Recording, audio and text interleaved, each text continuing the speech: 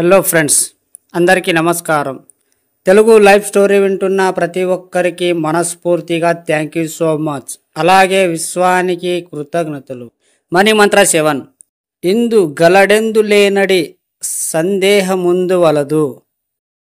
చక్రి సర్వోపగడుతుండు.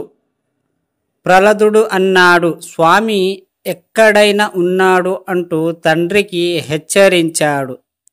ఇక్కడ స్వామికి తికమక పెడుతూ తను మాత్రం ప్రశాంతంగా ఉన్నాడు. ఇప్పుడు హిరణ్యకశిపుడు చేయితో దేన్ని చూపిస్తే దాంట్లోకి చేరిపోతున్నాడు. స్వామి పొరపాటున వాడు బద్దలు కొడితే నేను ప్రత్యక్షం కాకపోతే బాలుడి మాట వృధా అయిపోతుంది. మాట తప్పిన వానవుతాను. అలా స్వామి ఆతురత పడుతూ, అలాగే మీరు కోరుకున్నవేవైనా ఇవ్వడానికి విశ్వం సిద్ధమైనప్పుడు మీరు ఎప్పుడు ఏమి కోరుతారో తెలియకుండా విశ్వాన్ని హడావుడి పెడుతున్నారు. అది మాత్రం మీ ఆలోచనల వేగం పరంపరతో పరిగెడుతూ మీకు సిద్ధం చెయ్యడానికి చూస్తుంది. ఇక్కడ ప్రహ్లాదుని గట్టిగా నమ్మకమే స్వామి ప్రత్యేకం దర్శనం. మీ నమ్మకమే మీకు కావాల్సినవి పొందడం. బాగుంది కదూ. మన నమ్మండి పొందండి సిద్ధాంతం ఇక్కడ వర్తిస్తుంది. ముందుగా మీరు కోరుకున్నవన్నీ మీరు ఖచ్చితంగా పొంది తీరుతారని నమ్మండి. ఎలాంటి కోరుకున్నవన్నీ మీరు ఖచ్చితంగా పొంది తీరుతావని నమ్మండి. ఎలాంటి సంశయానికి తావివ్వకండి. సంశయంతో కూడిన మనసు ఏది మీ దరికి చేరనివ్వదు.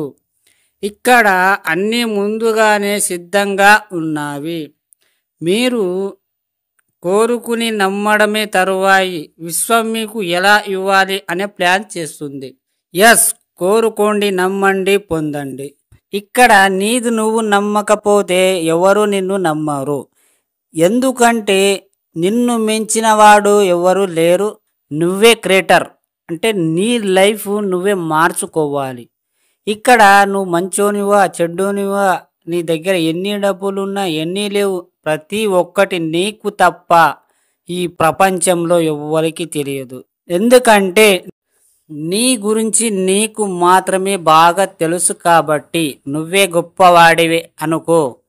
ఎందుకంటే 10 మంది నిన్ను హేళన చేసినప్పుడు, విమర్శలు వచ్చినప్పుడు ఆ నమ్మకం కోల్పోకుండా నిన్ను నువ్వు నమ్ముకో. ఎంతమంది నీ వల్ల కాదు అని అంటారో దాన్ని పాజిటివ్గా మార్చుకుని నా వల్ల అవుతుంది 10 సార్లు నీ మనసు గట్టిగా నమ్మించేలా చెయ్యాలి అంటే 10 సార్లు నువ్వు సక్సెస్ఫుల్ ఇలా నేను అనుకున్నది సాధించాను అని ప్రతిసారి ఆ మైండ్ ఎక్కించండి. సబ్కాన్షియస్ మైండ్కి ఎక్కియాలి. అప్పుడే నువ్వు ఏదైనా చేయగలుగుతావు. సింపుల్ లాజిక్ ఇక్కడ మర్చిపోవద్దు. అర్థమైందా ఫ్రెండ్స్? అర్థం కాకపోతే ఇంకా చాలా వీడియోలు చేసి ఉన్నాను, ఒక్కసారి వినండి. అర్థమైందా ఫ్రెండ్స్? ఈ స్టోరీ విన్న ప్రతి ఒక్కరికి మనస్ఫూర్తిగా థ్యాంక్ యూ సో మచ్. అలాగే విశ్వానికి కృతజ్ఞతలు.